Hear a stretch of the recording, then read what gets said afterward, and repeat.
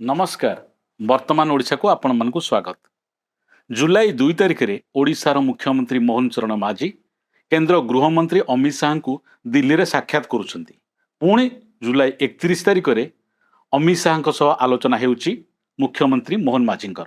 एबे सुनिया को मिलुची जुलाई 6 तारिख रे पुणी मुख्यमंत्री जाई परंती नुआ दिल्ली।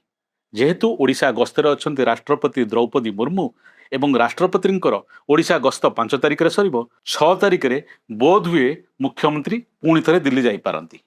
वर्तमान ओडिशार प्रश्न हेउची जे 29 दिन मध्य रे मुख्यमंत्री मोहन माझी काहींकी दुई थर साक्षात कलने अमित शाह को। आपण माने जुक्ति करि पारंती जे बीजेपी एक जातीय दल से समय रे ओडिशार मुख्यमंत्री केंद्र गृहमंत्री सह आलोचना कले असुविधा कौन? आपण मानकर आकलन जुक्ति संगत, किंतु दर्शक बंधु आपण माने जानिबा उचित जे बैठकर भित्री कथा कौन। आम पाखरे जहाँ खबर रही जुलाई 2 तारिख रे अमित शाह पक्षरु डकरा आसीतला ओडिशार मुख्यमंत्री को जे नुआ दिल्ली आस। शाहंकर डकरा पाई मुख्यमंत्री चलिले दिल्ली एवं अमित शाह सह बैठक हैला।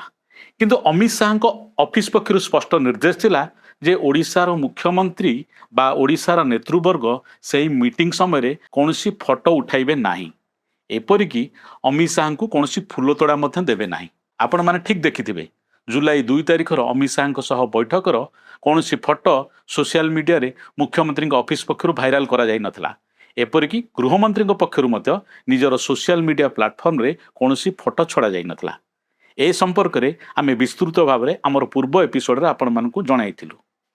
एबे आसीबा जुलाई 31 तारिख रे मुख्यमंत्री मोहन माझी काहेंकी अमित शाह को भेटिले। प्रथमे आमे जानिबा जे जुलाई 2 तारिख रे अमित शाह डाकिथिले, किंतु जुलाई 29 तारिख रे मोहन माझी निज आडू दिल्ली जाइथिले। प्रथमे आमे क्रोनोलॉजी को टिके बुझी नै जिबा। जुलाई 2 तारिख रे मुख्यमंत्री को जतले अमित शाह डाकिथिले से समय रे ओडिशार आईन श्रृंखला परिस्थिति एवं ओडिशा सरकारी विद्यालय गुड़िकर जो बही रे अजस्र भूल थिला ताकू नहीं भीषण विरक्त होइतिले अमित शाह। किंतु जुलाई 31 तारिख बैठकटा ठीक उल्टा। केंद्र मंत्रिमंडल विदाय होउछंती धर्मेंद्र प्रधान। मंत्री पद जिबा परे ओडिशा को आसुछंती धर्मेंद्र प्रधान जुलाई 28 तारिख दिन। धर्मेंद्र प्रधान को रिसीव करिया पई भुवनेश्वर एयरपोर्ट को जाउछंती भारतीय जनता पार्टी रो 21 जन विधायक एवं 5 जन मंत्री। तापरे धर्मेंद्र प्रधान भुवनेश्वर बासभवन रे आउ 4 जन विधायक भेटुछंती, ता सहित 2 जन मंत्री मध्य भेटुछंती। माने धर्मेंद्रंकर ए जो पावर शो रे कुआडे मुख्यमंत्री टिके हचक होई गले बोली आम पाकर जहाँ खबर रही। सेते पई 28 तारिख संध्यार जेतेबेले धर्मेंद्र प्रधान नुआ दिल्ली फेरी जाइछंती, ता पर दिन माने जुलाई 29 तारिख रे मुख्यमंत्री जाइछंती नुआ दिल्ली।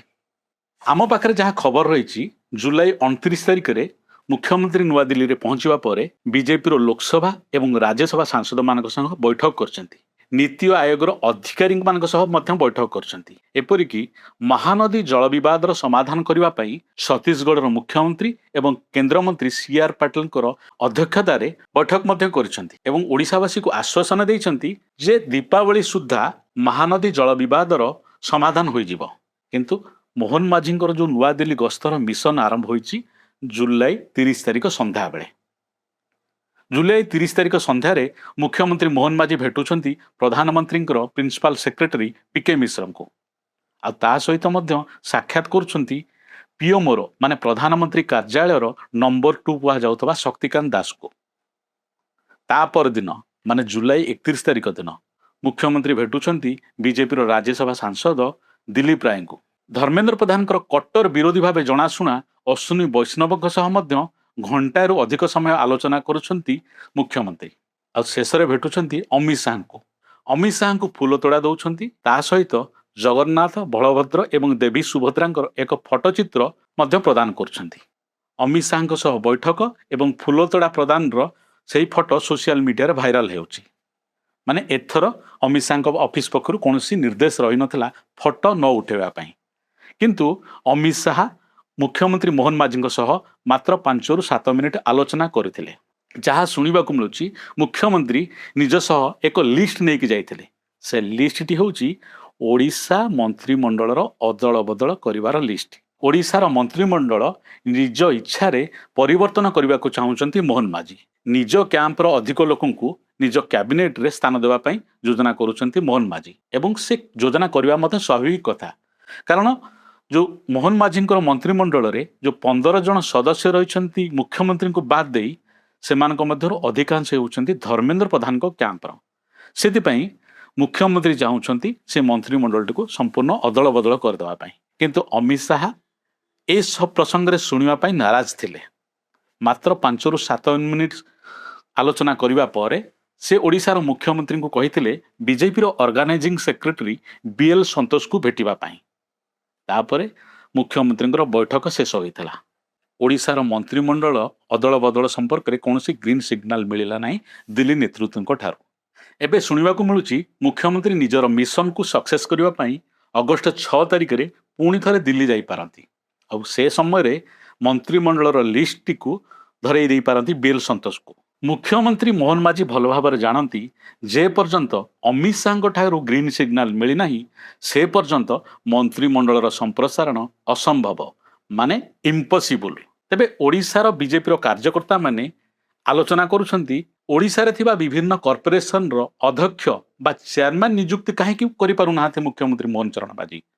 ଏଥିରେ ତ ଅମିତ ଶାହାଙ୍କର ଗ୍ରୀନ୍ ସିଗ୍ନାଲର ଆବଶ୍ୟକତା ନାହିଁ। ତେବେ ଦର୍ଶକ ବନ୍ଧୁ, ବିଜେପିର ଏହି ଇଣ୍ଟରନାଲ ଫାଇଟିଂରୁ ଖୁବ୍ ମଜା ଉଠାଉଛନ୍ତି ଅଫିସରମାନେ। ଗୋଟିଏ ପଟେ ଓଡ଼ିଶାର ବିକାଶ ଏଜେଣ୍ଡା ଏବେ ପଥଭ୍ରଷ୍ଟ, ଅନ୍ୟପଟେ ଅଣ ଓଡ଼ିଆ ଅଫିସରମାନଙ୍କ ପାଇଁ ସାରା ରାଜ୍ୟଟା ଯେମିତି ଖୋଲା ପଡ଼ିଛି।